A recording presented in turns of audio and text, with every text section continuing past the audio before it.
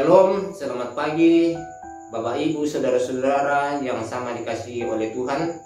Kita akan mengikuti doa pagi edisi Sabtu 2 Juli 2022. Sebelum kita membaca dan mendengarkan firman Tuhan, mari kita satu dalam doa. Kita berdoa. Puji dan syukur ya Tuhan, kami angkat kepadamu pada pagi hari ini, menandai segala berkat dan tuntunan Tuhan yang senantiasa kami alami dalam sepanjang perjalanan kehidupan kami semua. Terima kasih Tuhan sudah menyertai kami dalam sepanjang pengistirahatan kami semalam, sehingga kami boleh bangun dengan tubuh keberkatan pada pagi hari ini. Sebelum kami beraktivitas ya Tuhan, kami akan melandasi dari firman-Mu untuk membaca dan mendengarkan firman Tuhan pada pagi ini. Dalam Kristus Yesus kami datang berdoa. Amin. Firman Tuhan yang kita akan baca dan dengarkan bersama-sama pada pagi ini terambil dari Sakaria pasal 14 ayat 12 sampai ayatnya yang ke-21. Saya akan membacakan pada ayat yang ke-16. Maka semua orang yang tinggal dari segala bangsa yang telah menyerang Yerusalem akan datang tahun demi tahun untuk sujud menyembah kepada Raja Tuhan semesta alam dan untuk merayakan hari raya Pondok Daun. Tema kepastian dalam keraguan. Kamanasan lan kabatan. Bapak Ibu, saudara-saudara yang sama dikasihi oleh Tuhan, ada seorang ibu yang sedang panik ketika mendengar berita bahwa suaminya mengalami kecelakaan dan harus mendapatkan perawatan di rumah sakit. Sang ibu tersebut bergegas hendak menuju ke rumah sakit untuk melihat keadaan suaminya. Lalu ia pun memesan Gojek untuk mengantarnya. Saat naik di Gojek, karena paniknya, ia tidak sadar bahwa ia tetap memegang tiang pagarnya. Ketika Gojek mulai bergerak, sang ibu terkejut hampir jatuh. Kemudian dia sadar dan berusaha meyakinkan dirinya untuk segera menjumpai suaminya yang dirawat di rumah sakit tersebut. Saudara-saudara, bangsa Israel berulang kali ditaklukkan oleh bangsa-bangsa di sekitarnya. Bahkan mereka ditindas, dianiaya, dan kejahatan makin merajalela.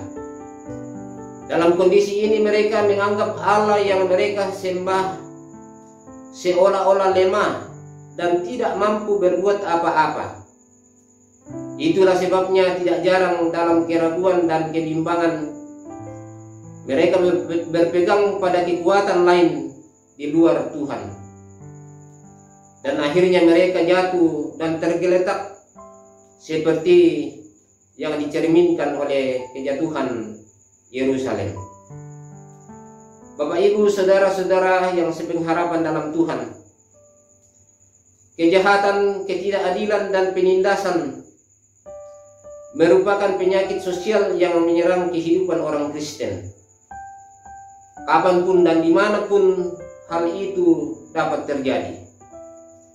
Menghadapi kondisi tersebut, kita diingatkan untuk jangan panik dan berputus asa. Allah selalu menunjukkan jalan dan berjanji untuk melepaskan kita. Namun dalam menantikan hal itu, sangat penting untuk memiliki kesabaran. Tidak mungkin ketika kita mengadu kepadanya lalu pertolongan langsung segera datang. Dan ketika kita hendak datang kepadanya, ingat bahwa kita harus melepaskan pegangan kita terhadap yang lain. Allah menghendaki dalam kehidupan kita agar hidup ini tetap menyembah Dia sebagai satu-satunya Allah dalam kehidupan kita. Begitupun dalam pergumulan kehidupan kita, Bapak, Ibu, dan saudara-saudara, kita senantiasa diliputi dengan pergumulan kehidupan, baik dalam keluarga, dalam pekerjaan, dan situasi apapun yang kita alami tidak terlepas dari pergumulan. Tapi kita serahkan kepada Tuhan pergumulan kehidupan kita, kiranya Tuhan tetap menyertai dan menolong kita dalam kehidupan ini. Amin. Mari kita kembali satu dalam doa saat kita berdoa. Kembali kami menaikkan ungkapan syukur dan terima kasih kami kepadamu ya Tuhan, atas berkat dan tuntunanmu yang senantiasa kami alami dalam sepanjang perjalanan kehidupan kami. Secara khusus pada pagi ini ya Allah, melandasi aktivitas kami telah membaca, mendengarkan firman-Mu. Berkatilah firman-Mu itu kepada kami ya Allah, agar menjadi suluh dan pedoman dalam kehidupan yang masih Tuhan karuniakan bagi kami semua.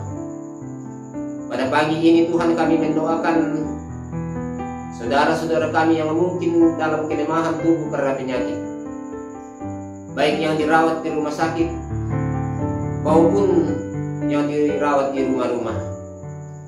Tuhan berkenan untuk memberkati para medis dan memberkati keluarga yang mendampingi mereka, agar mereka pulih dan mendapatkan kesembuhan yang sempurna daripadamu sendiri ya Allah.